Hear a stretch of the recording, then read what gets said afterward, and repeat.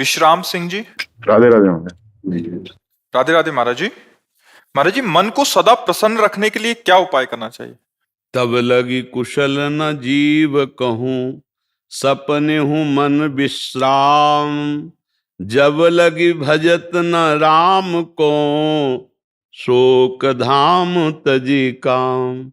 जब तक हमारा मन कामनाओं का त्याग करके निरंतर भगवदाकार नहीं होगा, तब तक प्रसन्न नहीं रह सकता। ब्रह्म भूता प्रसन्नात्मा न शोचते न कांक्षते। वही प्रसन्नात्मा होता है जो हर समय भगवान में अपने मन को जोड़ता रहता। सा वै मनः कृष्ण पदार विंदयो। देख लो, इतनी अवस्था हो गई आप, कौन सा भोग नहीं जो आप ना भोगे हो। लेकिन क्या मन राजी हो गया? मन प्रसन्न हो गया? नहीं। ईमानदारी से देखो, वो आज भी वैसे ही है। वो कभी तृप्ति का अनुभव नहीं कर सकता। अनेक जन्म व्यतीत हो गए और भी सब भोग विलासिता भोग लो, कभी तृप्त नहीं होगा। वो विश्राम पाएगा तो भगवान, क्योंकि भगवान का अंश जीव कभी प्रकृति से विश्राम प्राप्त कर ही नहीं सकता। चाहे जितना भोग ले, चाहे जितना एकत्रित कर ले, चाहे जितना बैंक बैलेंस कर ले, ये प्रसन्न नहीं हो सकता। आप हमें बताना कि संपत्ति को प्राप्त करने के बाद किसका मन प्रसन्न हुआ? हर्षित होना और प्रसन्न होना में अंतर है। हर्षित होगे तो शोकित होना पड़ेगा, लेकिन प्रसन्नता ये द्वंद्वातीत है, भगवदाकार है। आपने प्रसन्नता शब्द का, ये केवल भगवान के चिंतन से ही होगा, ना बैंक बैलेंस से होगा, ना नाना प्रकार की भोग विलासिता से होगा। अशांति बढ़ती जाएगी जितना बैंक बैलेंस बढ़ेगा और जितना भोग बढ़ेगा। शांति नहीं बढ़ सकती, देख लेना। जितना भजन बढ़ेगा उतनी शांति होती चली जाएगी, जितना भोग भोगते जाओगे उतनी अशांति बढ़ती चली जाएगी। आप खुद अनुभव करके देख लीजिए। तो शांति प्राप्त करने के लिए, प्रसन्नता प्राप्त करने के लिए अपने कर्तव्य का धर्म पूर्वक पालन करते हुए नाम जप किया जाए। कोई भी गंदा आहार, गंदा पेय ना पिया जाए, नहीं तो मन थोड़ी देर के लिए बेहोश होता है उस प्रमाद स्थिति में, तो उसी को तुम आनंद मान लेते हो। अभी आनंद जाना कहाँ? होश में चैतन्य होते हुए भी बेहोश रहना एक बड़ी अद्भुत स्थिति होती है, वो भगवान से प्राप्त होती है। आप भगवान के अंश हो, प्रकृति के अंश से आप कभी सुखी नहीं हो सकते हो। चाहे जितना प्रकृति को भोग लो, कभी मन प्रसन्न नहीं हो सकता। ऐसा लगता है कि एक चीज आज मन मांग रहा है, खा लें तो हम प्रसन्न हो जाएंगे, अगर ये हम भोग लें तो प्रसन्न हो जाएंगे। लेकिन जिसको तुम को सोच रहे हो कि भोग लें, उसको कोई भोग रहा है, लेकिन वो भी किसी और के लिए सोच रहा है। वो भी ऐसा नहीं कह सकता कि अब कछु नाथ न चाहिए मोरे, मैं प्रसन्न हूं, अब मुझे कुछ नहीं, ये नहीं कोई बोल सकता। ये वही बोल सकता है जिसका चित्त भगवान से जुड़ा हुआ है। तो हमारी प्रार्थना है, नाम जप कीजिए, अपने कर्तव्य का पालन कीजिए। बार बार मन संसार में जो जा रहा है वहां से हटा के प्रभु के चरणों में, प्रभु के नाम में लगाइए, तो ही मन प्रसन्न हो सकता है। हमें तो आज तक और कोई उपाय नहीं लगा, न शास्त्रों में, न महापुरुषों के वचनों में। ऐसा कोई उपाय नहीं है जिससे अन्य उपायों द्वारा मन को प्रसन्न किया जा सके। आप देख लो, ये किसी भी वस्तु को स्थायी नहीं पकड़ता। मन को देख लीजिए, आप जिस वस्तु से प्रियता मन दिखाएगा, थोड़ी देर के बाद, थोड़े दिन के बाद, थोड़े समय के बाद वो उससे हट जाएगा और दूसरे की तरफ देखने लगेगा। इसका मतलब है ये केवल फंसा रहा है, ये कहीं तृप्त होने वाला नहीं। और एक बार प्रभु में लग जाए, अभी लगा नहीं है, एक बार प्रभु में लग जाए तो हटाए नहीं हट सकता। ध्यान रखना, जैसे तुम नाम जप करते हो तो विषय चिंतन नहीं छूटता, ऐसे विषयों में उसको रखा जाए तो भगवत चिंतन नहीं छूटेगा। मन की खासियत है, अगर उसको सही जगह पकड़ा दो फिर छोड़ने वाला नहीं, गलत जगह ये कहीं टिकेगा नहीं। ये मन भगवान का अंश है, इंद्रियाणाम मनश्चास्मि। ये तभी रुकेगा, तभी प्रसन्न होगा जब ये अपने अंशी में पहुंच जाए, भगवान के चिंतन में। हमारे हृदय की बात ये, अगर आपका किसी का कोई अनुभव हो कि मन इससे प्रसन्न हो जाएगा, तो आप बताओ, कुछ है ऐसा जिससे आप मन को प्रसन्न कर पाए हो आज तक, या कर लोगे? भ्रम से है, मुझे नौकरी मिल जाए तो मन प्रसन्न हो जाएगा, नहीं होगा। जिनको नौकरी मिली है, अगर इतना रुपया हो जाए तो जितना तुम सोच रहे हो उससे ज्यादा किसी के पास है। अगर ये मिल जाए तो वो भी किसी के अधिकार में है, तो उसको संतुष्ट हो जाना चाहिए। ये केवल भुलावा मन का है। संतोष धारण करो, धैर्य धारण करो, अपने कर्तव्य का पालन करो, नाम जप करो, पाप रहित पुरुष ही प्रसन्न होता है। पाप आचरण तभी तक बनते हैं जब तक हम मन के गुलाम रहते हैं। जब हम मन को अधीन कर लेते हैं तब हम प्रसन्न होते हैं। संत किसे कहते हैं? जिसने मन को अधीन कर लिया। मन मारिया तन बस में कीना, हुआ भरम सब दूर, बाहर से कछ दिखत नाई, अंदर चमके नूर, आपो त्याग जगत में बैठे नहीं किसी से काम, उनमें तो कछु अंतर नाई, संत कहो चाहे राम। आप गृहस्थी में रहते हुए भी संत हो सकते हैं। आप अपने धर्म से रहते हैं, धर्म की कमाई से परिवार का पोषण करते हैं, और जितना बनता है भगवान का नाम जप करते हैं, कोई पाप नहीं करते, तो आप देखना आप प्रसन्न होने लगोगे, आप हृदय में आनंदित होने लगोगे। अब गलत आचरण करोगे तो बैठे बैठे डिप्रेशन में पहुंच जाओगे। पापाचरण गंदा चिंतन कराता है और कल्पनात्मक भय देता है, उसी भय से तो डिप्रेशन आता है। बेमतलब की बातें मन में, जैसे एक ने प्रश्न किया था अंग्रेजी में, ओवर थिंकिंग। ओवर थिंकिंग तो हाँ, तो उसको समय क्यों दे रहे हो ओवर थिंकिंग का? नाम जप में लगाओ। हमने एक दिन सत्संग में सुनाया था कि एक गुरुजी ने शिष्य को मंत्र बताया कि इससे तुम भूत सिद्ध कर सकते हो, भूत सारे कार्य कर देगा। तो उसने मंत्र को अनुष्ठान किया और भूत सिद्ध कर लिया। अब भूत प्रकट हुआ, उसने कहा हमें काम बताओ, तो जो काम बताते 1 मिनट में कर देता। वो कहा काम नहीं बताओगे तो तुम्हें उठा के पटक देंगे। अब वो गुरुजी से बोले कि ये तो समस्या हो गई, भूत सिद्धि। वो कह रहा काम बताओ, जो काम बताते हैं वो क्षण में कर देता है, फिर खाली वो कह रहा खाली नहीं रहेंगे, नहीं तो हम तुम्हें पटक देंगे। तो गुरुजी ने कहा एक डंडा बांस का ऐसे गाड़ दो और उससे कहो इसी पे चढ़े उतरे, और जब काम हो तो काम करवा लो। तो बात समझे? भूत कौन है? ये मन उठा के पटक देगा अगर खाली रखोगे। क्या करना है? राधा राधा राधा राधा, चढ़ उतर इसी पे। जब काम है तो काम कर रहे, नहीं तो राधा राधा राधा, बात बन जाएगी। इसी से मन प्रसन्न क्यों? हाँ स्नेह जी यमुनानगर से।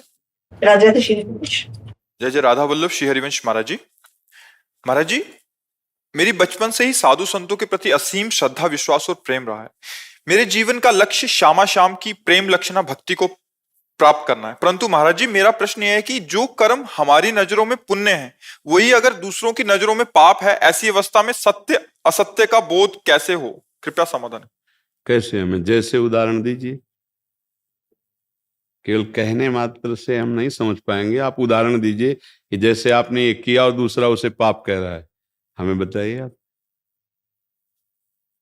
कौन सा ऐसा पुण्य काम है, कौन सा ऐसा धर्म कार्य है, कौन सा ऐसा भागवतिक कार्य है जिसको कोई भी पाप कहे? हाँ, जो पापी है, पापात्मा है, उसकी बातों को सुना नहीं जाता है। वो कोई प्रमाणित बात थोड़ी है। कोई महात्मा अगर कह रहा है तो आप हमें बताइए, पागल आदमी की कोई बात मानी जाती है क्या? तो जो वासनाओं में पागल है उसकी बात कोई मानी जाती है क्या? फाइनल में बात तो विवेकवानों की मानी जाती है, शास्त्र सम्मत मानी जाती है। आप शास्त्र सम्मत बात बताइए कि किस पुण्य को कहां पाप कहा गया है? आप किसको लेकर प्रश्न कर रहे हैं, किस बात को लेकर कहे हैं? हमारी जैसी है कि आपने स्वयं अपने हाथों से अपना बना हुआ भोजन लेना है, और कोई दूसरा सोचे कि ये क्यों नहीं ले रहे या किसी का भोजन क्यों नहीं ले रहे। मतलब जो वैष्णव सावधानियां बताई जाती हैं, तो अगर दूसरा आदमी उसको समझे ना। आप हमारी बात, इसमें थोड़ा विवेक की आवश्यकता है। दूसरा कौन तुम्हें पूछेगा? कौन पूछेगा? कोई घर का प्रियजन होगा, समझ में आ रहा है? कोई घर का प्रियजन होगा, कोई आपसे संबंध रखता है, वो होगा। यदि वो निषिद्ध भोजन पाता है तो हम उससे प्रार्थना कर देते हैं कि हम भगवत मार्ग के पथिक ये नहीं पा सकते हैं। अगर वो अच्छा पवित्र भोजन बनाता है तो उनसे भगवान को अर्पित करके पा लेते हैं। तो उसमें विवेक की आवश्यकता है। उसमें कोई द्रोह या निषेधात्मक वृत्ति या पाप, ऐसा कोई यहाँ तो सवाल नहीं उठता है। बात समझना है।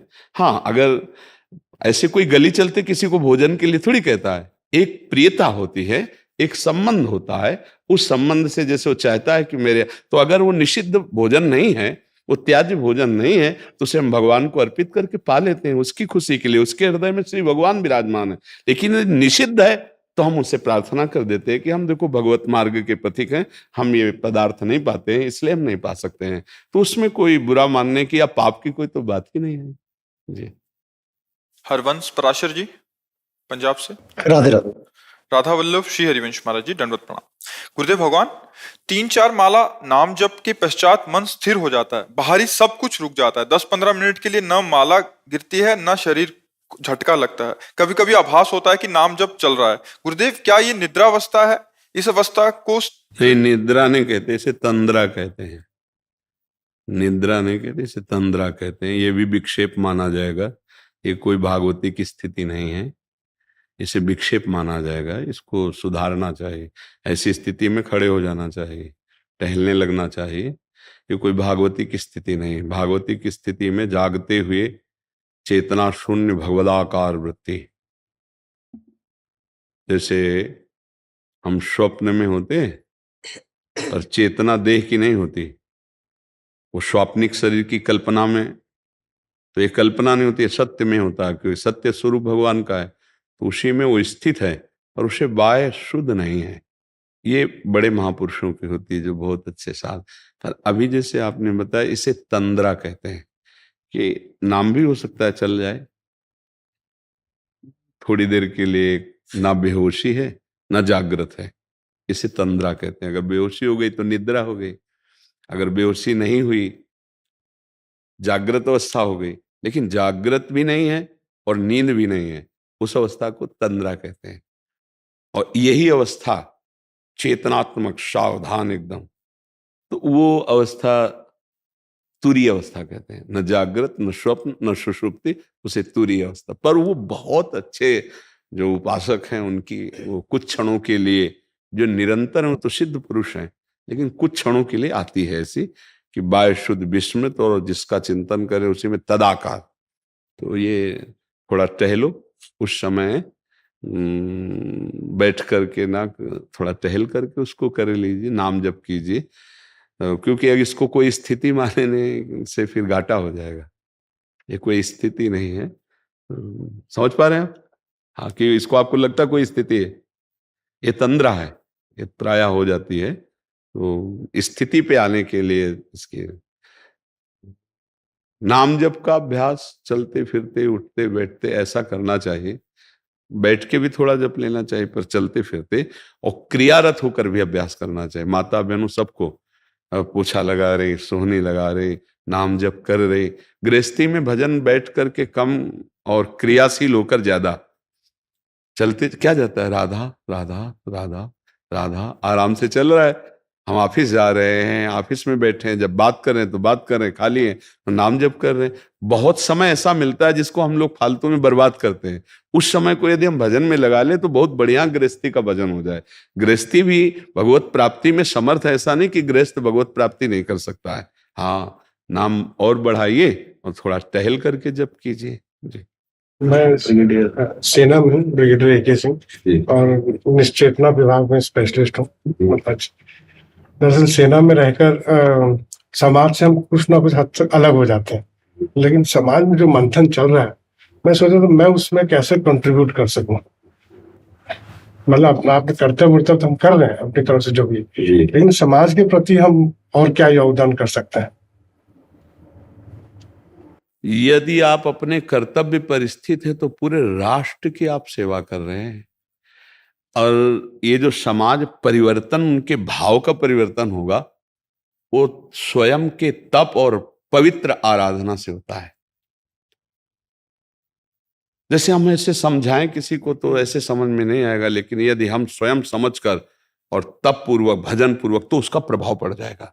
समाज का परिवर्तन इस समय बहुत आवश्यक है, क्योंकि वायुमंडल में व्यभिचार और नाना प्रकार की कुप्रवृत्तियां फैल चुकी हैं कलयुग के कारण। अब उसके लिए यदि भजन और तप नहीं होगा तो वाणी से केवल परिवर्तन नहीं हो सकता। हम किसी को धन और सुविधा देकर सुखी नहीं कर सकते, उसके विचार परिवर्तन की आवश्यकता है। अगर उसका माइंड परिवर्तन नहीं हुआ तो वासनात्मक भूत उसके द्वारा जो क्रियाएं करवाएगा वो अशांत रहेगा, वो नाना प्रकार के पापाचरण करके वो बहुत क्लेशित रहेगा। अगर हमें समाज को सुधारना है तो बाहरी व्यवस्था में तो आप लगे ही हैं कि किसी भी तरह का आतंक हमारे देश को कष्ट ना दे पावे, ये तो, लेकिन अब जो देश की व्यवस्था की बात है सुधरने की, जब तक हमारे समाज का जो बुद्धि है उसका परिवर्तन नहीं होगा तब तक वस्तु दे देना, अर्थ दे देना, उससे सुविधा से काम नहीं चलेगा। अगर बुद्धि ठीक है तो और बुद्धि के लिए तप और भजन, इन दो के द्वारा बुद्धि का परिवर्तन होता है। भजन ही या तपस्या ही बुद्धि को सत्य की तरफ प्रेरित करती, प्रकाशित करती है। तो हमें लगता है कि भगवान से प्रार्थना की जाए और स्वयं भजन किया जाए और इसके बाद हम समाज का मंगल मनाते रहे। क्योंकि बॉर्डर तो हमारे लिए ठीक है, हाँ, लेकिन ऐसा ना, मैं कहता हूँ उस देश बहुत बुरा दिन होगा जब हम सेना को बोला जाएगा कि आप अंदर की स्थिति ठीक करो, हमारे लिए बहुत गड़बड़। हाँ, इसमें देखो, इसको हम जो कह रहे हैं उसको आप विस्तार से समझ लीजिए। अपने अपने पदों का दुरुपयोग यदि ना हो तो समाज का बहुत ज्यादा हिस्सा सुधर जाए। लेकिन आप जिस तरह से प्राणों की बाजी लगाकर बॉर्डर को सुरक्षित रखते हैं, उस तरह अपने पद की सीमा को सुरक्षित नहीं रखा जा रहा।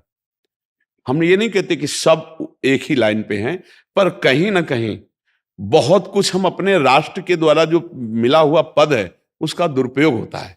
अगर उसका दुरुपयोग बंद हो तो बुद्धि शुद्ध हो और वो लाखों को शुद्ध कर दे, पर बहुत कठिन है।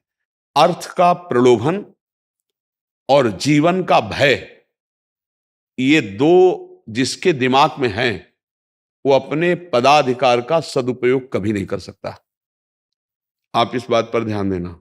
अगर आप बॉर्डर में सुरक्षा पे हैं तो आपने दोनों का त्याग कर रखा है और जीवन की बाजी लगा करके आप, और दूसरी बात प्राण का मोह त्याग करके, किसी भी क्षण कुछ भी हो सकता है, तब आप बॉर्डर की सुरक्षा किए। तो आज हमारे धर्म की रक्षा, आज हमारे राष्ट्र पदों की रक्षा अगर कहीं डामाडोल हो रहा है कुछ, तो वो बुद्धि के कारण हो रहा है। कोई सत्य पे चलना चाहता है तो उसे प्राणों का भय है। कौन आ गया कि अगर आप ऐसा नहीं करते हैं तो ऐसा, या फिर अर्थ का प्रलोभन और भय दो का त्याग तभी हो सकता है जब अध्यात्म का ज्ञान हो। अध्यात्म के बिना प्रलोभन और भय का त्याग नहीं हो सकता, और प्रलोभन और भय ये धर्म का पालन नहीं करने देते हैं। आप विचार करके देखना इस विषय पर। तो हमें लगता है कि अध्यात्म शिक्षा अगर जन जन में पहुंचे, वास्तविक अध्यात्म, प्रवचन होना तो बहुत है, ये तो बहुत है, वास्तविक अध्यात्म में जब तक हम स्वयं नहीं होंगे तब तक सुधार नहीं होने वाला है। तो अध्यात्म का आप अपने अंदर प्रसार कीजिए और फिर बाहर प्रचार कीजिए।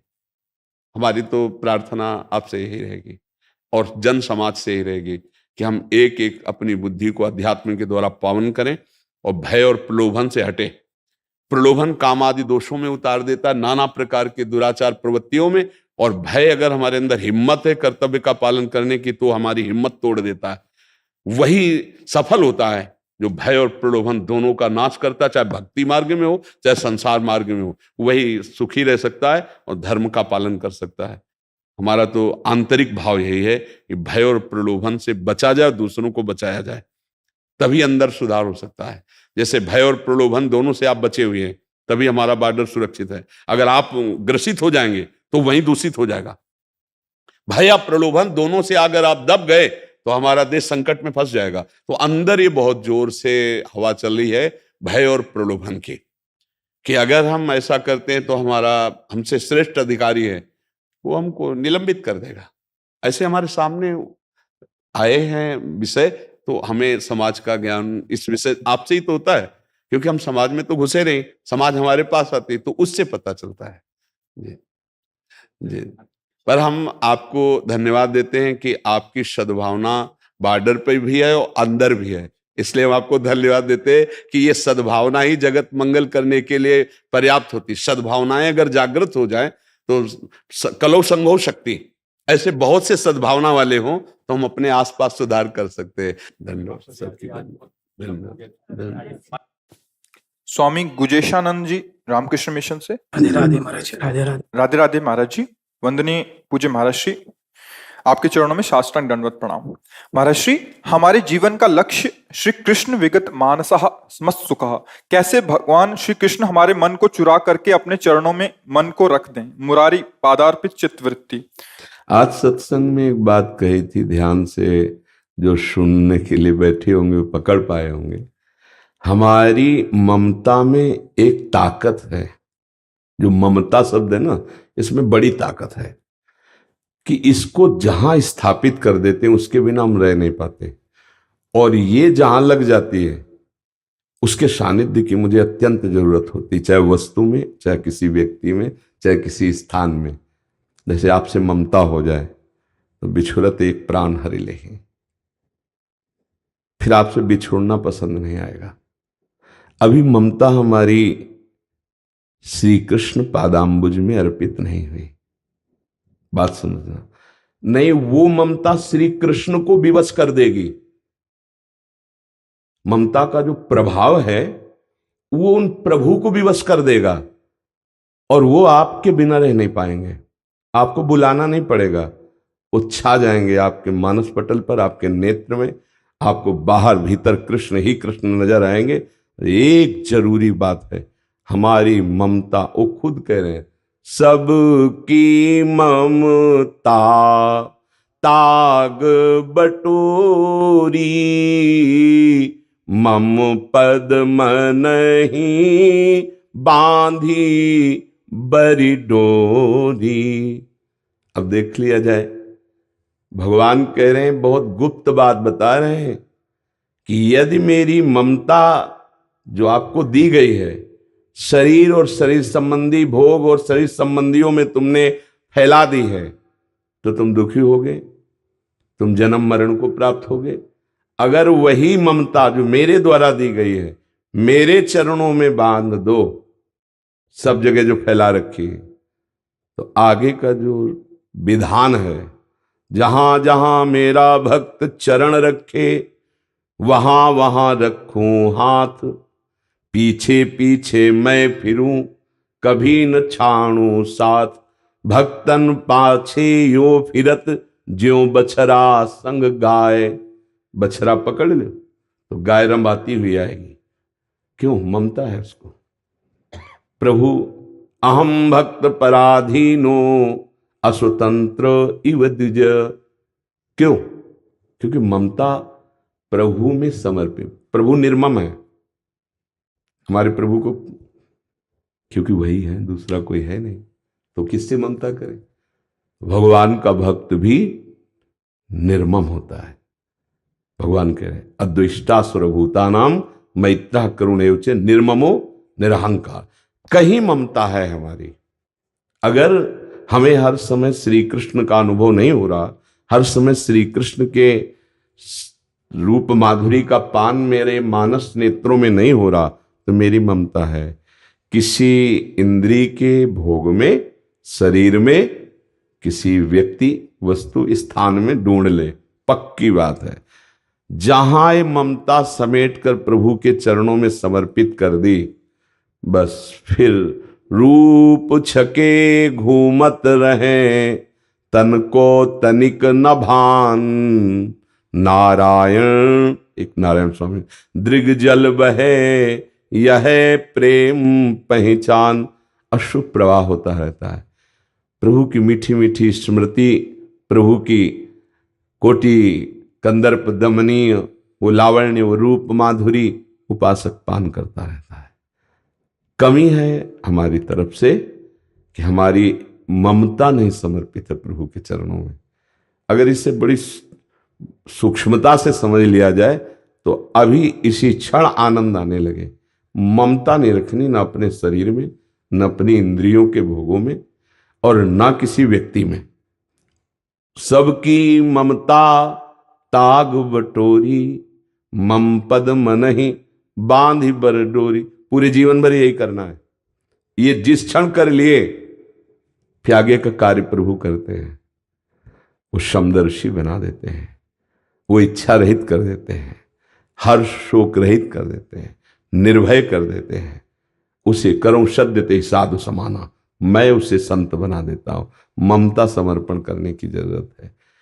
अगर ममता कहीं है तो दुख सुख का थप्पड़ लगेगा, पहचान है। अगर कहीं ममता है तो मान अपमान का बोध होगा। अगर ममता प्रभु के चरणों में समर्पित हो गई, फिर नहीं, फिर जब ममता ही नहीं तो सुख दुख किसको हो रहा है?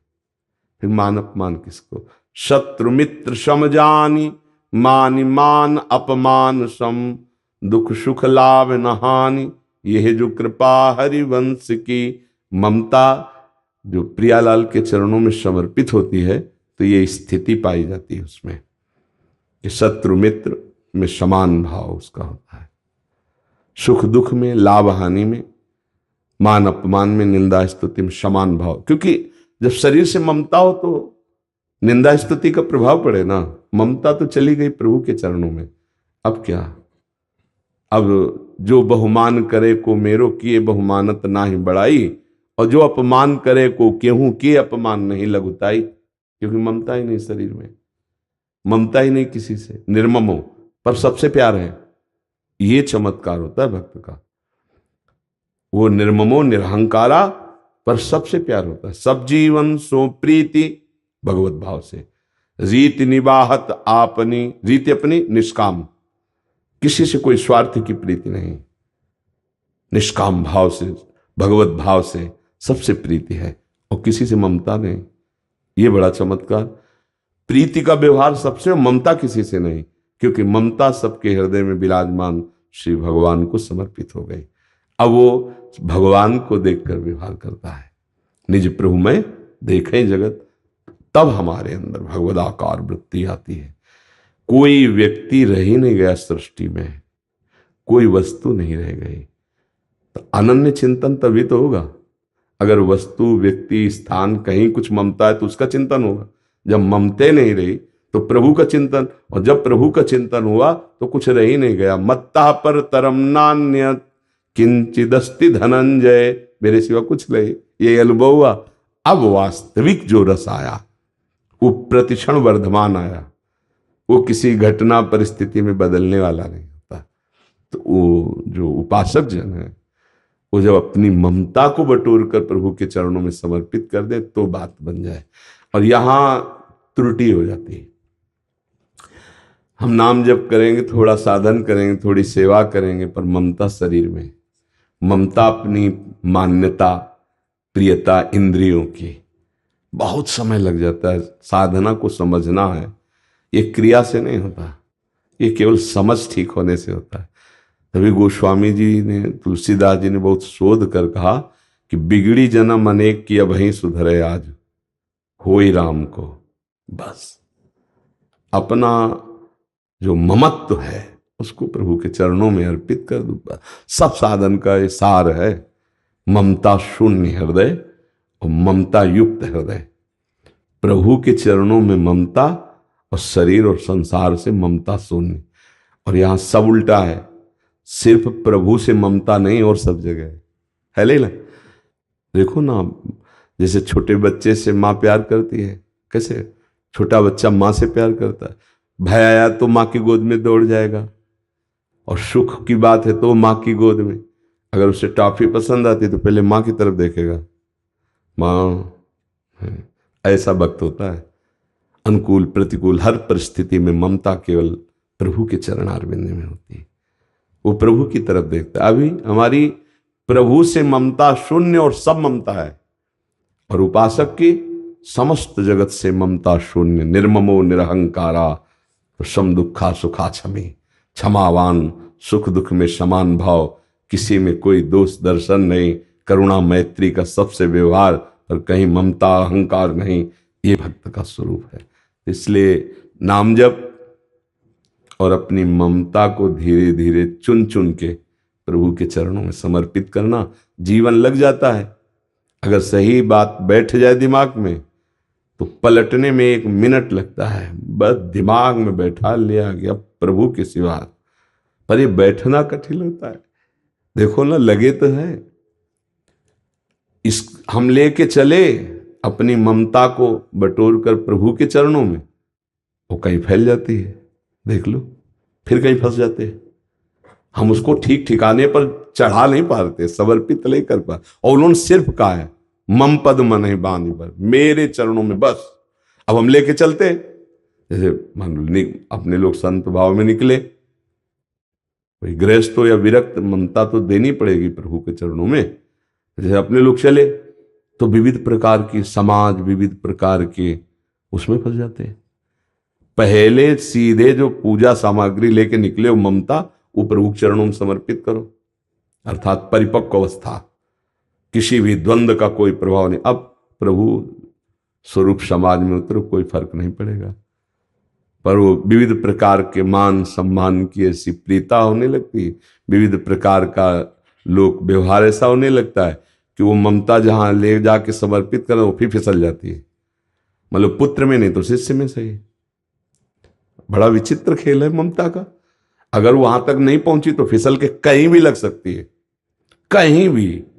मतलब एक ईंट में भी ममता हो सकती है, कहीं भी ममता, कमंडल में हो सकती है, लंगोटी में हो सकती है, हिरन के बच्चे में हो गई, हिरन बनना पड़ा।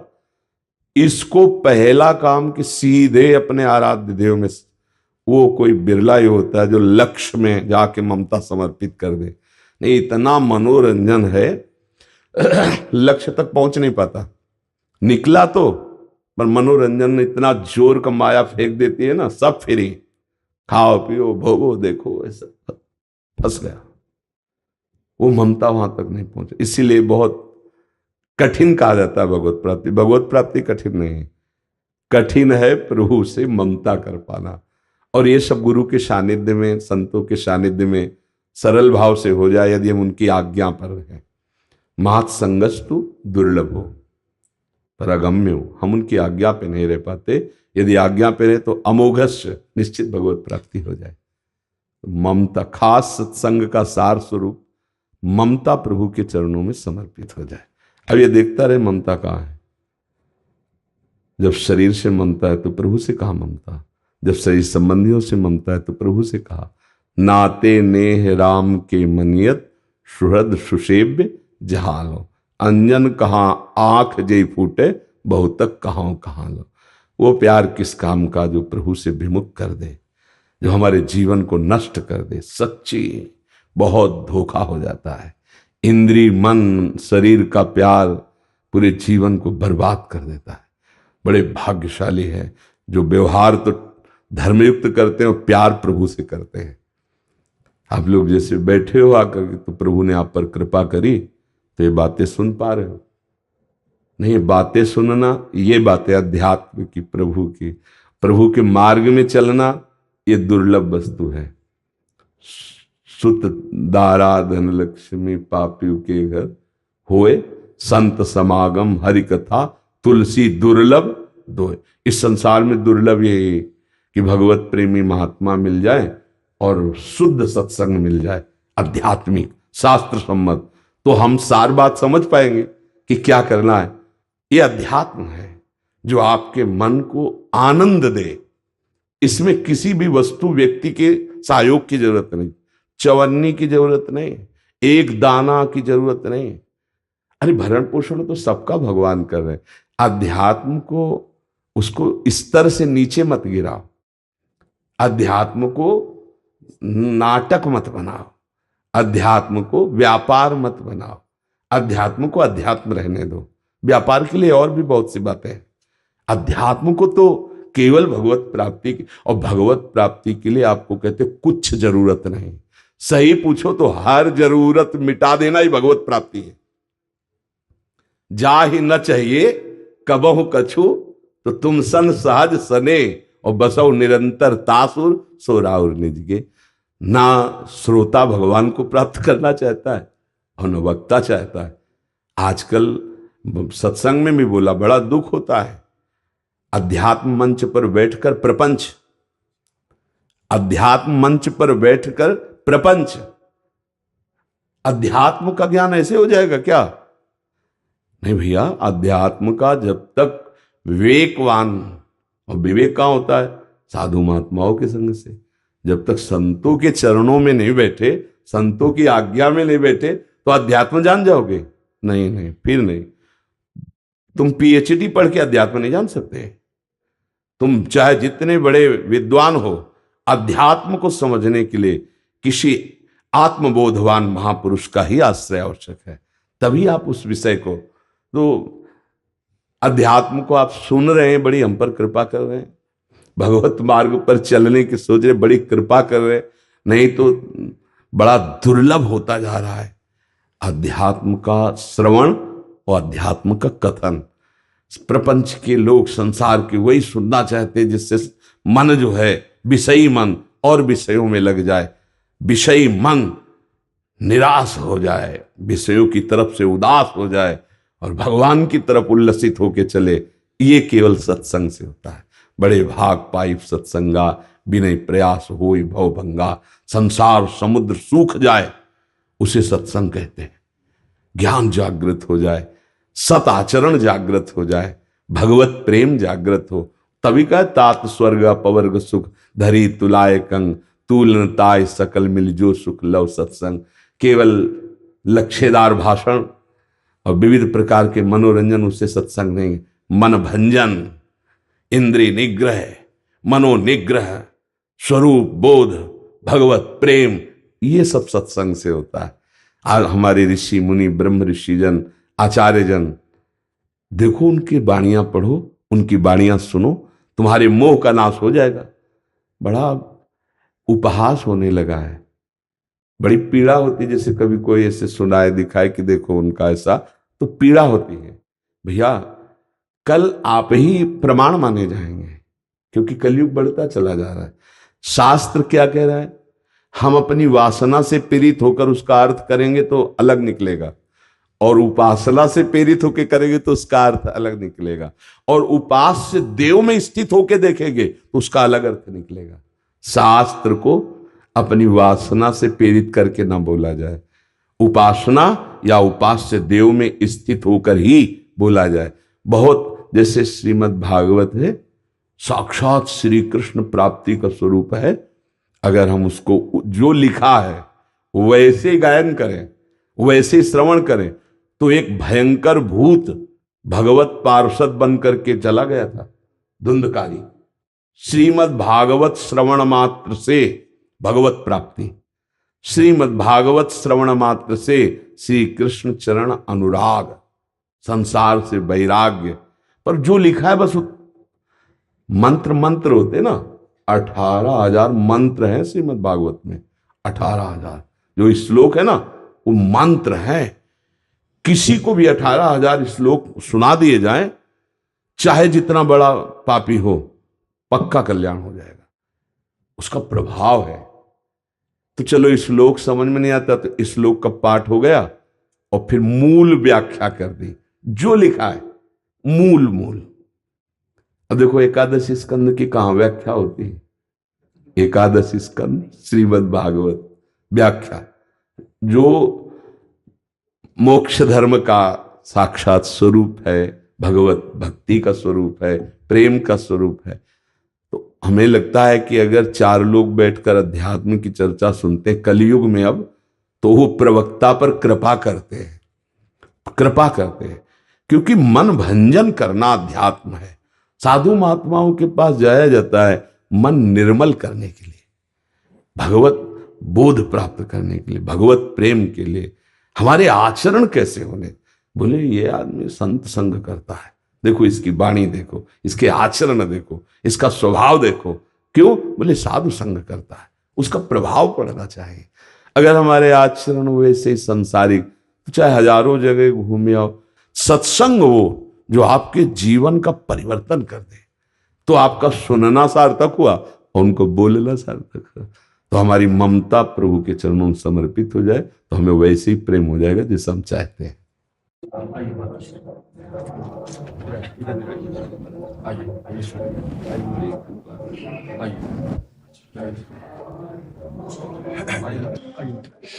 लाओ सब संतों को लाल वाली प्रसादी लोई उड़ा, संतों सफेद में जो सेवा में सफेद वाली उठा दे।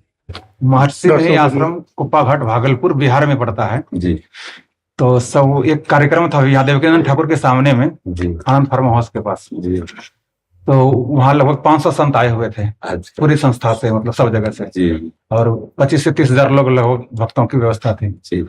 तो वहीं से सब कुछ संतों की इच्छा हुई मिलने की तो ले आए। मैं तो यहीं रहता हूँ वृंदावन में ही। हाँ, बड़ी कृपा जो प्रभु मोहि अनुग्रह की ना तो तुम्हारी दरस 60 दिन। हमारे प्रभु कृपा किए तो आप सब आके दर्शन। बहुत दिनों से नाम सुना था तो मन में श्रद्धा बनी की ये संत मत की संस्था है, स्वामी जी का दर्शन करना है। महर्षि स्वामी जी जी सतगुरु का जी हमारी संस्था में जो है जी मैंने अभी आपका थोड़ा सा प्रवचन सुना, इससे भी मैं आपको फॉलो करता हूँ क्योंकि आपने शास्त्र और जो संतों के प्रति अश्रद्धा हो रही थी जी उसको आपने पुनः लोगों में, आप संतों की चरण धूलि का प्रताप ही, हाँ आप संतों की चरण, हमारे यहाँ स्वामी जी सगुण और निर्गुण जी दोनों की मान्यता है जी। सगुण से हम भक्ति का आरंभ मानते हैं और निर्गुण अनुभूति। महाराज जी चाहे जो भक्त हो, दोनों प्रकार की उपासना साथ साथ चलती है। जैसे हाँ दोनों पैर से व्यक्ति चल सकता है। हाँ जैसे हम प्रगट में ठाकुर जी का अर्चा अवतार श्री विग्रह विराजमान किए हैं और अप्रकट में सबके अंतःकरण में वही तत्व निराकार रूप से विराजमान है। ये जितने आकार हैं ये परिवर्तनशील हैं, लेकिन इस आकार को चैतन्य घन जो चेतना प्रदान करता है वो निराकार है, उसका कोई रूप नहीं है। हम जिस रूप की भावना करते हैं वो उसी रूप से हमारे अनुभव में आता है। अगर हम कोई भावना न करें तो जीवन मुक्त हो जाए, समझ रहे ना। कोई चिंतन नहीं, न सत न असत, वो जीवन मुक्त महापुरुष है। सत चिंतन वो भक्त है, असत चिंतन वो संसारी है, समझ रहे। और आखिरी में जाके भक्त भी चिंतन को कर्ता भाव से त्याग देता है, स्वाभाविक उसका भगवदाकार वृत्ति रहती है, मैं का विस्मरण हो जाता है भक्त को। तो केवल जो इष्ट माना था वही रह गया एक। भक्ति की स्थिति होती है ब्रह्म नहीं, माया नहीं, नहीं जीव नहीं काल, अपनी हूं सुध ना रहे, एक रहो नंदलाल। ज्ञानी की दृष्टि रहती है मैं में, जो शुद्ध मैं, जिसके आगे कोई उपाधि नहीं लगती। उपाधि युक्त मैं माया में है, मैं भक्त हूं, मैं संत हूं, कुछ भी उपाधि लगती है देहाध्यास जिस उपाधि शब्द ही माया में है। और जहां शुद्ध मैं है वो ब्रह्म है। ये जो अंतःकरण धर्म से मैं स्फुरित हो रहा है, इसी को मिटाने के लिए साधना है। और ये मिटी तो स्वरूप अपना जो था जो है वही रहेगा। उसका क्या स्वरूप है निर्वचनीय है, उसको हम जिस रूप में मानते हैं। अच्छा स्वामी जी, एक बात और आज सुना मैंने आपके प्रवचन के माध्यम से जी कि सगुण भक्ति के माध्यम से भगवान जल्दी प्रसन्न हो जाते हैं। जी हाँ, उसका कारण क्या है महाराज जी कि हम लोग आकार में फंसे हैं। जैसे हम अपने गुरुदेव को माना तो सगुण भक्ति हुई ना, गुरुदेव आकार रूप में विराजमान है, उनका चरण प्रक्षालन, उनकी सेवा, उनकी आज्ञा में, तो स्थिति हमारी उसी में आएगी, सर्वव्यापक तत्व में। स्वामी जी हम जो है ना जिस संस्था से जी हम अपने सदगुरु महाराज को ही इष्ट मानते हैं और उन्हीं में हमारी आस्था इतनी गहरी है जी कि मैं उनको सगुण साकार ब्रह्म रूप मानता हूं। महाराज जी बिना इसके तो कुछ हो ही नहीं सकता। किसी भी मार्ग का पथिक हो, किसी भी मार्ग का पथिक हो, जैसे अपने सदगुरुदेव भगवान हैं तो हम उन्हें अपनी लाडली मानते हैं। मेरी प्रिय लाडली करुणा करके अपने प्रेम का परिचय देने के लिए मेरे जैसा रूप धारण करके मेरे से संभाषण कर रहे हैं। नहीं तो चिदानंद वाक्यों को समझने के लिए पांच भौतिक श्रवणेन्द्रिय की क्षमता नहीं है। चिदानंद रूप देखने के लिए ये जो नेत्रेंद्रिय प्रकृति के द्वारा रची इसकी क्षमता नहीं है। चिदानंद नेत्र ही चिदानंद का साक्षात्कार कर सकते। चिदानंद में देह तुम्हारी विगत विकार जान अधिकारी। अच्छा, भगवान के साक्षात्कार का फल भी यही होता है कि जीव अपने स्वरूप में स्थित हो जाता है। मम दर्शन फल परम अनुपा, जीव पाव निज सहज। कठोपनिषद में भी आया है चक्षु से चक्षु माकस्य वाकम, जी वहाँ इसके प्रतिपादन करती है। हमारे सदगुरु महाराज के जो ये मुख्य उपदेश है जी उनमें यही है कि आप सत्संग, ध्यान, सदाचार जी और गुरु सेवा। वो जी। फिर कहते हैं कि इन चारों में गुरु सेवा सबसे बढ़कर है।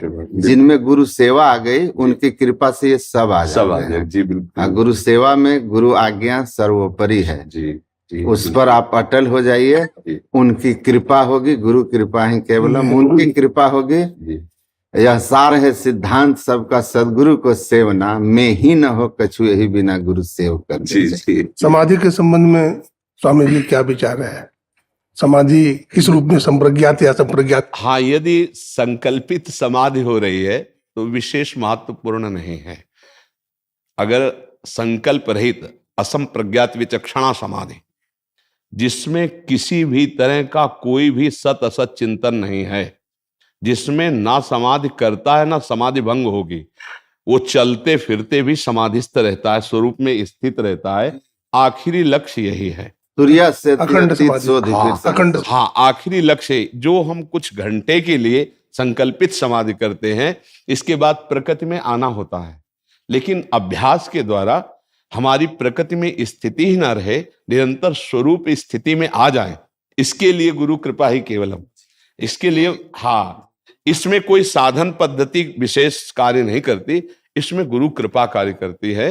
जैसे उपनिषदों में भी आता है कि नायमात्मा प्रवचनेन लभ्या न मेधया न बहुना श्रुतेन, यही साधन तो है, स्वरूप बोध के यही साधन बताए गए हैं। लेकिन कह रहे नहीं, आत्मा जिससे वर्ण करती है, आत्मा वर्ण गुरुदेव, जो हमारे आत्मबोध कराने के लिए हमारे ही आत्मस्वरूप हमारे सामने साकार रूप धारण किए हैं, वो सिर्फ हमारी ही आत्मा है।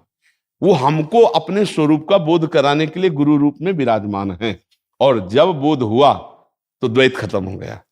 जो गुरुदेव वही शिष्य, उसमें किंचन मात्र भी अंतर नहीं रह तुम गया। में निज में भेद बुद्धि को जो सकते हैं मिटा, तुम वही वह में तुम्ही में ही प्रश्न पुनि रहा। चिदानंद रूपम शिवोहम शिवोहम। हाँ, बिल्कुल परम सत्य, इसमें कोई संशय नहीं है। आराधना के द्वारा सवाल हल होता है। मानी संख्या साकार, सवाल हल हुआ, वही है, एक है, दो है नहीं, अद्वैत स्थिति है, सबकी अद्वैत स्थिति है।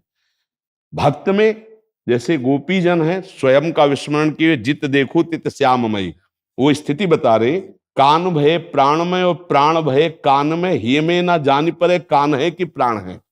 मन कृष्णाकार, बुद्धि कृष्णाकार, चित्त कृष्णाकार, अहम कृष्णाकार, देह की विस्मृति, इसी का तो नाम ब्रह्मबोध है। और वो कह रही, नखल गोपिका नंदनो भवा नखिल देहिना मंतरात्म दिख। मैं जानती हूं आप केवल यशोदा नंदन नहीं, सबकी आत्मा है आप, जो सब चराचर जगत दिखाए उसकी आप आत्मा है। आत्मबोध भक्त को स्वाभाविक हो जाता है, चाहे वो गुरु भक्त हो या इष्ट भक्त हो। इष्ट भक्त में जैसे हमने नाम लिया सिया राम जी, राधे श्याम जी, भगवान शिव, उमा पार्वती, जो भावना करो, ये सब वही आत्म तत्व है। किंच सर्वम खलमिदम ब्रह्म ने नानास्ति किंचन, ईशावास्यमिदम सर्वम यत् किंच जगत्याम जगत। कहीं से भी शुरू हो जाओ, ईमानदारी से गुरु वाक्यों का पालन करो, वहीं पहुंच जाओगे। ऐसा नहीं होता कि भक्त अज्ञानी होता है, संपूर्ण बोध होता है, संपूर्ण बोध। प्रारंभिक भक्ति की बात नहीं कहते। हमारे सदगुरु महाराज कहते हैं जी, भक्त और ज्ञानी में इतना अंतर है कि भक्त भगवान को अपने से अलग मान के चलता है, और ज्ञानी अपने को हम ब्रह्मास्मि ऐसा मान के साधना करता है। लेकिन अंत में भक्त और ज्ञानी दोनों उसी अवस्था में पहुंचते हैं जहां भक्त वो और भगवान एक, त्रिपुटी का अंत हो जाता है। दृष्टा दृश्य दर्शन दोनों का अंत हो जाता है। गीता जी में एक श्लोक है, ब्रह्मभूता प्रसन्नात्मा न सोचते न कांक्षते समा सर्वेषु भूतेषु मद भक्तिम लभते पराम। दोनों की स्थिति एक होती है, न सोचते न कांक्षते, और ब्रह्मभूत दोनों होते हैं। एक बार जिससे हनुमान जी से वशिष्ठ जी ने प्रश्न किया कि आप कौन हैं, तो ये लगा कि हनुमान जी महाराज ने विचार किया कि वशिष्ठ जैसे महामुनि प्रश्न करने का मतलब कोई गूढ़ता है, तो उनका शरीर भाव से दास हूं, जीव भाव से अंश और अंशी, वंशी। तदुदासो अस्मि जीव दृष्टया तदंश का आत्म दृष्टया तो एवाहम इति में निश्चित। ये हर भक्ति की स्थिति होती है जो उच्च अवस्था को प्राप्त होता है।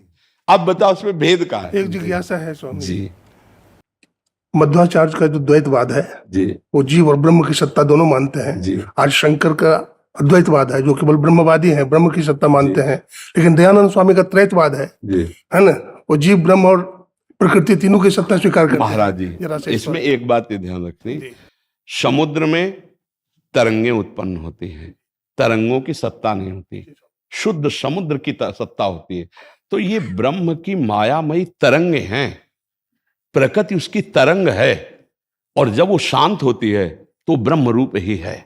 तरंग नाम वायु विकार के कारण हुआ, वायु विकार हटा तो समुद्र था, समुद्र है, समुद्र रहेगा। अब उसे किसी भी रूप में आप स्वीकार कर रहे हैं, वो ब्रह्म ही है। विकार रहित ब्रह्म का स्वरूप शांत समुद्र है। शांत समुद्र है। अब उसे हम पहुंचाने के लिए कुछ भी रूप दे सकते हैं। जब भक्तों को श्रद्धा और पूजन की बात आई तो एक पत्थर उठा के गुरु ने दे दिया, उससे ब्रह्म प्राप्ति हो गई। कहीं भी शुरू करो, हर कण में वो विराजमान है, और जब आपकी तन्मयता बढ़ेगी तो आप वहीं पहुंच जाएंगे। श्रद्धावान लगते ज्ञानवान। जी। बस समस्या ये है कि हम तरंगों की महिमा नहीं मानते हैं। तरंगे हैं विविध, उसे प्रकृतिक हैं, आप उसे और नानात्व में ले जाएं, लेकिन वो तब तक माना जाएगा जब तक बोध नहीं हुआ। महाराज जी, अगर वस्त्र को स्वीकार नहीं करेंगे तो धागा की यात्रा, धागा को कहाँ से प्राप्त करें? जी जी। अगर हम अभी, हमारे सदगुरु महर्षि मही परमहंस जी महाराज ने कहा कि हम अभी जहाँ हैं वो स्थूल जो नाम रूपात्मक जगत है जी।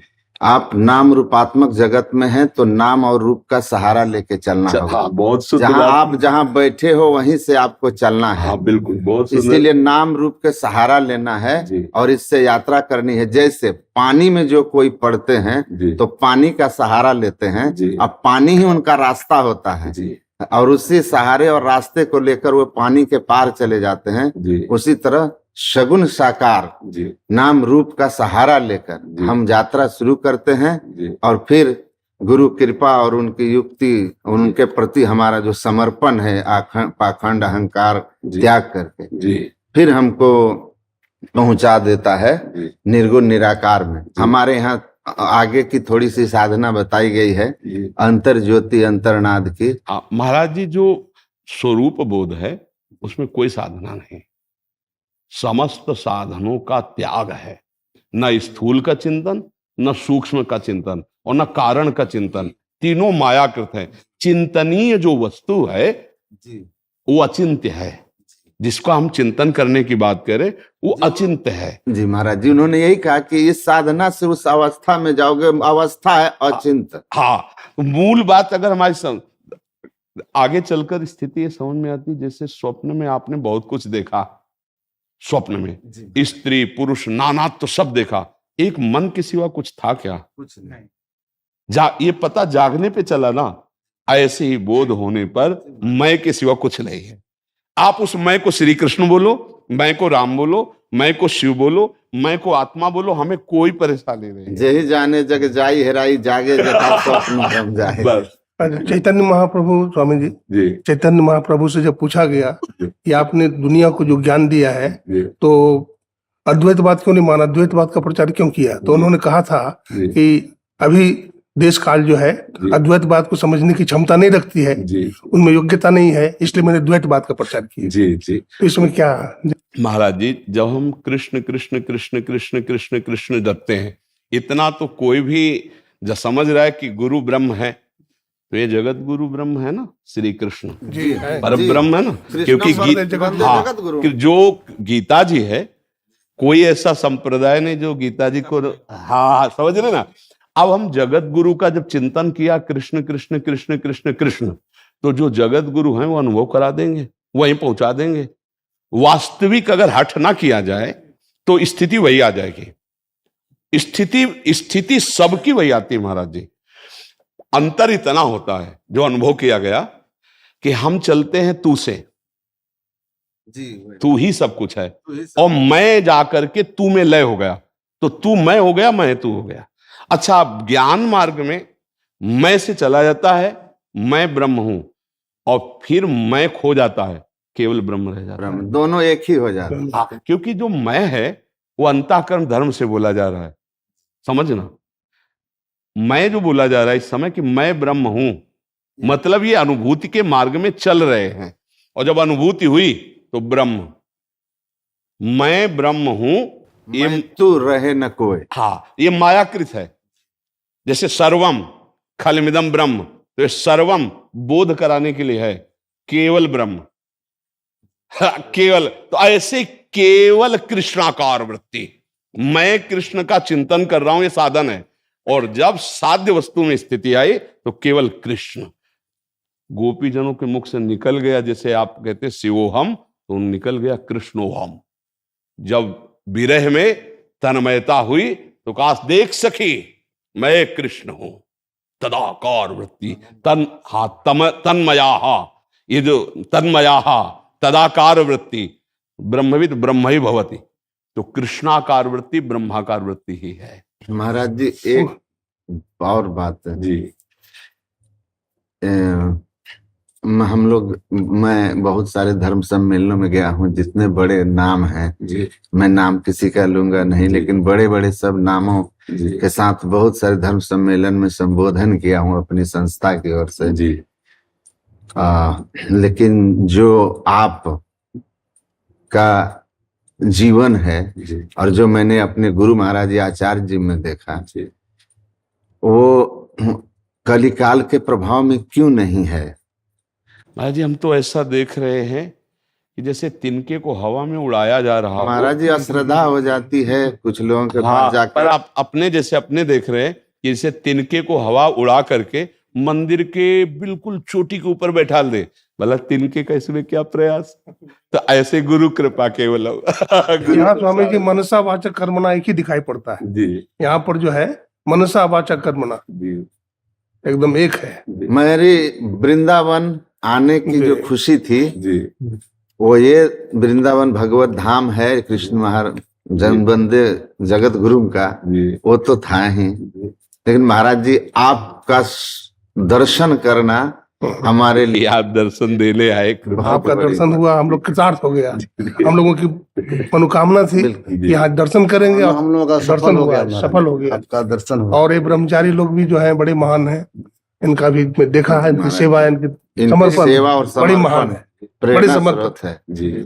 हाँ, बस ये कि इन सब संत जनों से ये हमारी प्रार्थना है कि हमारे शास्त्र के विरुद्ध कोई आचरण नहीं होना चाहिए, और कहीं भी अहम की हमको कोई सूचना नहीं मिलनी चाहिए कि आपका वर्ताव किसी से अहम जन्य हुआ है। तो गुरु कृपा से, भगवत कृपा से, सब के ऊपर कृपा है आप संतों की, तो ये दैन्य भाव से सेवा में, और इसी से भगवत प्राप्ति हो जाएगी।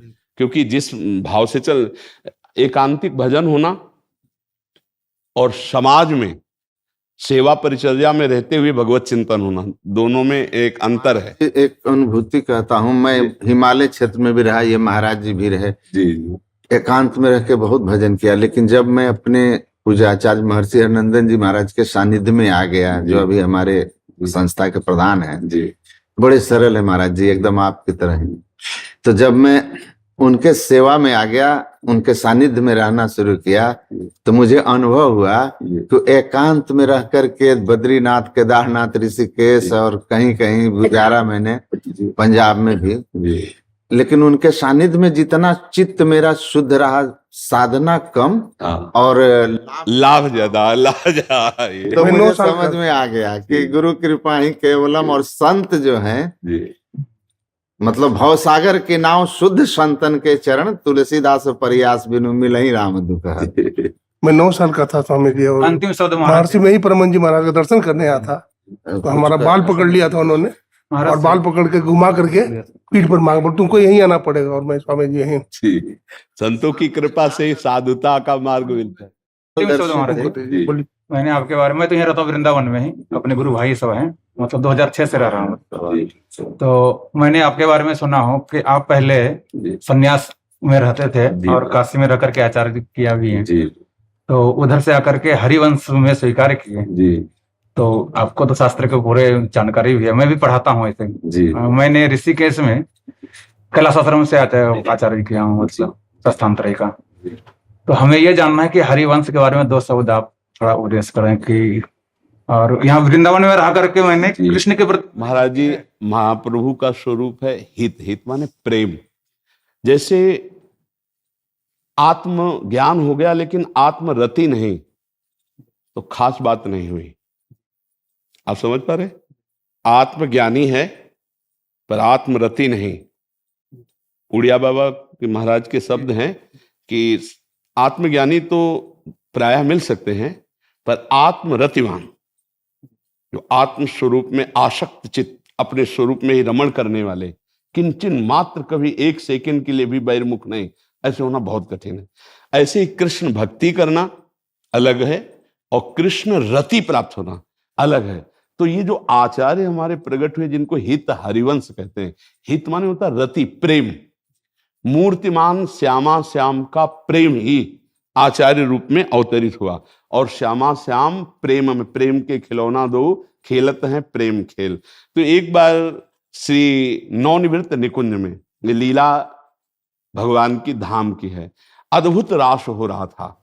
उस समय श्री ललिता जी ने विचार किया कि हमारे प्रभु की विभिन्न प्रकार की उपासनाओं का तो प्रकाश है, पर ये नित्य रास विलास जिसमें भगवान शंकर भी एक रात्रि के लिए गोपी रूप धारण करके आते हैं और रसास्वादन करते हैं, आपको पता होगा, गोपीश्वर रूप में, इसका जन साधारण जन के अंदर कैसे वृत्ति जागृत हो।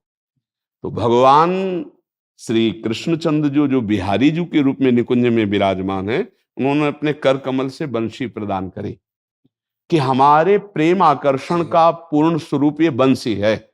जब बंसी में क्लीम का उच्चारण किया है, प्रेम बीज मंत्र है, तो संपूर्ण गोपियों की चित्त वृत्ति कृष्णाकार हो गई। जैसे कोई वशीकरण मंत्र के द्वारा खींच ले, आई ब्रजनारी सुनत बंसीरो गृहपति बंधु विसारे दर्शन मदन गोपाल मनोहर मनसिज ताप निवारे। ये प्रेम रस के अंतर्गत की बात है। उस बंसी को प्रियाजू ने श्री ललिता जी को दिया कि ये हमारी प्रीतम के अधरों का रस पान करने वाली बंसी हमारे प्रेम रस का विस्तार करेगी। वही बंसी हरिवंशी, हरिवंशी, हरिवंशी, हरिवंश, हरिवंश, हरिवंशी हित अर्थात प्रेम, प्रेम प्रकाश करने के लिए वही आचार्य रूप में प्रकट हुए और उनके बताए हुए साधना पद्धति से, जैसे अभी चर्चा तो यथा योग्य जैसा चर्चा, अब हम अपनी चर्चा कर रहे हैं। जी जी जी महाराज। हम अपने आत्म स्वरूप को सहचरी वपू में देखते हैं। मैं श्यामा श्याम की सहचरी हूं जो अभिन्न हूं, द्वैत से अद्वैत और अद्वैत से द्वैत। हमारे यहाँ यही है। अब जब हमें छेड़ा तो हम अपने बिल्कुल सही। अभी तक केवल अद्वैत तक, जब आपने छेड़ा तो अब आपको बता। संत श्री हरिदास जी जो हुए, जी, उन्होंने बाकी हरि को प्रकट किया। हाँ, और ये हरिवंश में कोई अंतर है कि एक ही? नहीं, एक ही। ललिता जी का अवतार बंसी हरिवंश रूप में और ललिता जी आचार्य श्री हरिदास जी के रूप में प्रकट हुई। वही कुंज विहार नवनिवृत्त, तो ललिता जी के अवतार हरिदास, संत श्री हरिदास जी, और वंशी के अवतार श्री हरिवंश महाप्रभु। हरिवंशी अच्छा। बोले आप कौन है? बोले हम हरिवंशी हैं, मतलब हरिवंश महाप्रभु के। वंशी के अवतार हरिवंश जी। हाँ, वंशी के अवतार। तो वो प्रेम का जो स्वरूप है वो प्रकाशित करने के लिए है। और हमने कभी ये देखा नहीं, कभी सुना नहीं, कभी किसी संत का संग नहीं किया इस रस का। काशी में तुलसी घाट के नीचे, पीपल के नीचे बैठे थे, हृदय में एकदम स्फुरित हुआ, साधना यही थी जो चर्चा पीछे अभी तक हुई, एकदम स्फुरित हुआ कि कैसा होगा वृंदावन। अब हम कांप गए कि ऐसा क्यों आया। फिर अचानक हमारे पास एक संत आते हैं जो संन्यास धर्म में थे कि काशी में अंध विश्वविद्यालय भाई जी हनुमान प्रसाद पोद्दार का, उसमें रास हो रही, आप चलिए। तो हमारी अरुचि थी, क्योंकि हमारा चिंतन नहीं था, हमारा मतलब वेदांत में थे। हाँ, वो सब मतलब कुछ भी हो ऐसा, मतलब हमें नहीं कुछ देखना वो। तो उन्होंने कहा क्या जाता है, यहाँ बैठे बैठे आंख मूंदे बैठे हो, चलो ना वहां। तो हमें लगा कि संत हैं, महादेव जी ने भेजा है, चलो चलते। जो ही रास देखा तो इसमें कोई ज्ञान काम नहीं किया, आपको बताएं। जो हम अभी ज्ञान वर्णन कर रहे हैं, ये ज्ञान काम नहीं किया। 1 महीना देखने के बाद पहली बार जिंदगी में आंसू आए। नहीं, आंसू नहीं आते। किसके लिए आंसू रोना है? किसके लिए? किसके लिए? कोई हो तो रहे, समझ रहे। उस समय ज्ञान काम नहीं किया, बस हृदय में आया कि अब रास कैसे देखने को मिले। तो जो श्री राम शर्मा आचार्य थे, उनके चरणों में कि आप हमको अपने साथ रख लीजिए और जहां जहां रास होगी जो सेवा करेंगे हम करेंगे, आप रख। तो उनका बाबा तू एक बार वृंदावन आ जा। तो उस समय अर्थ पास नहीं रखते थे, तो एक युगल किशोर नाम के थे जो कभी कभी भिक्षा दे दिया करते थे। घाटों में ही रहते थे आकाश वृत्ति से, कि जो घाट में आएगा वही पाएंगे, अन्यथा नहीं। जो हमारे पास आएगा, अलग अलग वृत्ति होती ना, भिक्षा वृत्ति जैसे, अजगर वृत्ति जैसे होती है, ऐसे आकाश वृत्ति के द्वारा जो हमारे सामने आएगा वही हम पाएंगे, मांगना है नहीं। उनसे कहा हमें वृंदावन भेज दीजिए। जब वृंदावन में आए, किसी से कोई परिचय नहीं, बस हृदय से कि हे विश्वनाथ जी, यदि आपने हमें वृंदावन भेजा तो मुझे मार्ग दीजिए। एक दिन एक सखी गाती हुई जाती, प्रिया बदन छवि चंद्र मनो प्रीतम नयन चकोर। हम एक जैसे कोई बावरा हो जाता है, ये इसमें ज्ञान काम नहीं करता, पक्का समझा। उसके नजदीक गए, हमका एक ग्रंथ कहाँ मिलेगा जो आप गा रहे हो? तो लाल वस्त्र में थे। उनका ए बाबा तेरे बस की बात ना है। हमका क्यों हमारे बस की बात नहीं, हमें बहुत प्रिय लग रहा है, आप हमको कहीं से। बोले बिना इनका हुए तुम इनकी बात नहीं समझ सकते हो। कैसे हुआ जाता है? बिल्कुल सत्य, किसी संत का संग नहीं। कैसे हुआ जाता है? उन्होंने कहा कि राधा वल्लभ जी में जो गोसाई जी हैं उनके पास जाओ, उनसे बात करो। बस परिक्रमा पूरी की, गए गोसाई जी से, उन्होंने कहा राधा वल्लभ जी का बनना पड़ेगा, उनका बना दीजिए। उनका ऐसा उतर जाएगा, उनका उतार दीजिए। मतलब बस वही से फिर जो हमारे अंदर द्वंद्व मचा, अब हमारा समाधान नहीं, क्योंकि काशी का चिंतन और वृंदावन का बिल्कुल अंतराय हो गया। अब हमें जो गुरुदेव भगवान ने दिया तो हमारे प्रश्न का समाधान नहीं होता, क्योंकि जो ज्ञान मार्ग का पथिक होता है बहुत तार्किक बुद्धि होती है। मतलब वो कोई अंधविश्वास या श्रद्धा ऐसा लेगा तो बहुत तर्क प्रधान बुद्धि होती है। तो हम एक दिन तो उन्होंने कहा, हमारे संप्रदाय में पूज्य महाराज जी जिनकी छवि लग विराजमान है, बोले आप इनसे मिले, रस में डूबे हुए महापुरुष आपके प्रश्नों का उत्तर देंगे। महाराज जी से मिले तो बहुत किसी से नहीं मिलते थे, एकांत। पहला शिष्यत्व गुरुदेव भगवान की कृपा से, तो गुरुदेव भगवान हमारा गुरु भाव नहीं था। पहले जब मिले तो लाल वस्त्र हमारे थे, सफेद वस्त्र महाराज जी के थे। तो अपने आसन पर बैठाला और कहा क्या जानना चाहते हो? हम कहा महाराज जी हम केवल अपने प्रश्नों का समाधान चाहते। पहला कि सर्वम खलविदम ब्रह्म, आपका उत्तर इसमें क्या है? उनका सर्वान वस्तुतया निरीक्ष परम स्वाराध्य बुद्धिर्मम। एकदम हृदय शीतल हुआ। बिल्कुल बात जिसे ब्रह्म कह रहे हैं वही कह रहे हैं, आराध्य हमारे सर्वत्र विराजमान है। ये क्रूरा अपि पापिनो न च सताम संभाष्य दृश्यासि सर्वान, ये पहला श्लोक महाराज जी। कई प्रश्नों का समाधान हुआ, फिर चित्त एकदम परिवर्तित होकर के। और अब ऐसे, अब ये है कि जैसे आपको श्वांग मिले, आप जानते हैं कि मैं ये नहीं हूं, पर श्वांग बहुत अच्छी तरह से करेंगे। अब ऐसी लीला चल रही कि जो स्वरूप है उसका कोई भी रूप नहीं है, उसमें जो हम आरोपित करते हैं वो सच्चिदानंद उसी रूप में दिखाई देने लगता है, अनुभव में आने लगता है। तो देर नहीं लगी उसको। मजा मजाया पात्र है, जो रंग डालो वही उसमें। तो ये नहीं है कि उसमें हमें तनिक भी संशय है, ये हमारा भाव का क्षेत्र आया है। सत्य वस्तु का बोध यही है और भाव से हम उसको विलस रहे हैं। जैसे हम और गुरु जी भाव का है ना, तत्व में वही है तो बस अब ये ऐसे विलस है। इसलिए हमारा जो है, जो सत्संग है, जो व्यवहार है, वो दोनों में मिलेगा आपको।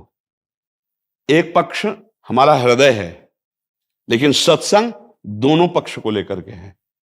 दोनों का आदर है, दोनों परम सत्य है और दोनों की एक स्थिति है। जिसे हम ब्रह्माकार वृत्ति कहते हैं, वही हिताकार प्रेमाकार वृत्ति होती है।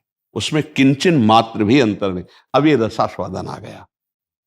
रसास्वादन में अद्वैत से द्वैत हुआ है। ये भ्रमात्मक द्वैत नहीं है, ये रसात्मक द्वैत है। हाँ, अब जो द्वैत में है तो अद्वैत स्थिति को नहीं जानता, और जब अद्वैत में स्थित हो चुका है वो मुक्त पुरुष है। वो ना भगवान की इच्छा करता है ना भगवान की लीलाओं की करता है, ध्यान रखना। लेकिन अगर कृपा प्रसाद से सकिल गया तो जैसे शुकाचार्य जी स्थिति स्वरूप में है, लेकिन कृष्णाकार वृत्ति और श्रीमद् भागवत का गायन। जैसे भगवान शिव स्वरूप स्थित है, पर गोपीश्वर बल करके रास में प्रवेश। जीवन मुक्त ब्रह्म पर सुनहि चरित सुनहि तजी ध्यान, जय हरि कथा न करहि रति तिनके पाषाण। आज तो आनंद बरसा दिया आप सब संत जी जी महाराज, बहुत बहुत महाराज जी। खड़ा करो सो सुनते जाओ।